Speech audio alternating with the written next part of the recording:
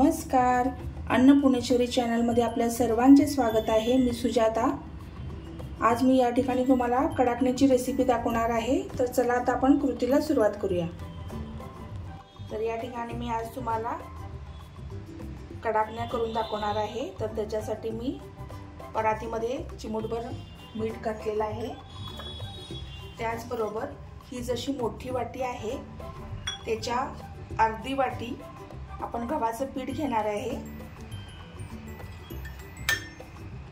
आणि ते चांगलं आपल्याला चाळणीने चाळून घ्यायचं आहे। ठिकाणी मी डाळीचं पीठ घेतलेलं आहे, ते पण सम प्रमाणात घेतलेलं आहे। जेवढं आपण गव्हाचं पीठ अर्ध घेतलं तेवढंच आपण बेसन पीठ घ्यायचं आहे। त्याला आपण चांगलं चाळून घ्यायचं। त्यामध्ये आता थोडीशी आपण एक चिमूटभर वेलची पावडर घालूया। त्याच पद्धतीने एक अर्धा टीस्पून आपल्याला जायफळाची पूड घालायची आहे। या ठिकाणी मी अंदाजे गूळ घेतलेला आहे। आपण त्याच्या गुळाच्या पाण्यामध्ये मळणार आहे पीठ। पूर्ण हा गूळ वितळल्यानंतरच पीठ आपल्याला मळून घ्यायचं आहे। आपला गूळ पण वितळून झालेला आहे, तो आता गाळूनच घ्यायचा आहे। तर या ठिकाणी आता मी पीठ मळून घेणार आहे। थोडं थोडं हे गुळाचं पाणी आपल्याला घालून व्यवस्थित पीठ मळून घ्यायचं आहे।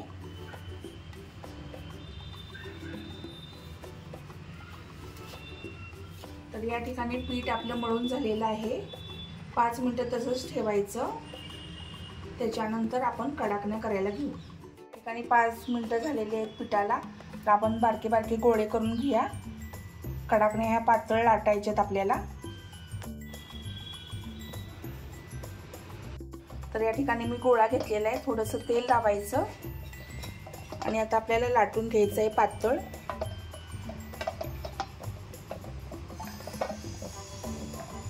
पुरी लाटतो तसंच लाटायचं आहे आपल्याला। तर असं पातळ लाटून घ्यायचं आहे आणि नंतर तळून घ्यायचे आहेत। तोपर्यंत बाकीच्या मी पुऱ्या लाटून घेते तशा। तर या ठिकाणी बघा मी कडाकण्या ह्या लाटून घेतलेल्या आहेत। त्याचबरोबर देवीचे जे अलंकार असतात ते केलेलं आहे। या ठिकाणी मी फणी, जोडवी, हा करंड केलेला आहे, वेणी आणि खाऊचं पान केलेलं आहे। तर चला आता आपण त्याला तळून घेऊया। त्याचबरोबर अश्विन शुद्ध प्रतिपदेपासून नवमीपर्यंत 9 दिवस नवरात्र करतात।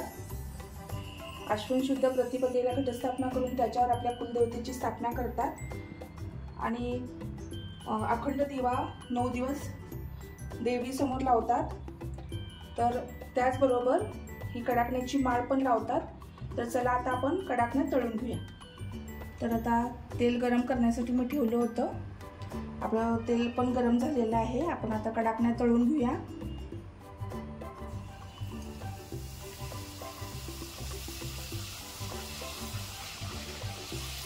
कडाकणी पुरीसारखी फुगवायची नाहीये।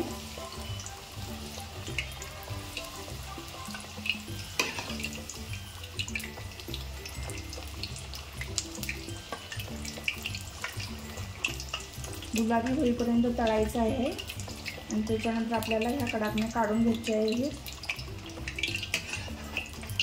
तर अशा पद्धतीनं आपण काढून घ्यायचं आहे, नाहीतर करपू शकतात।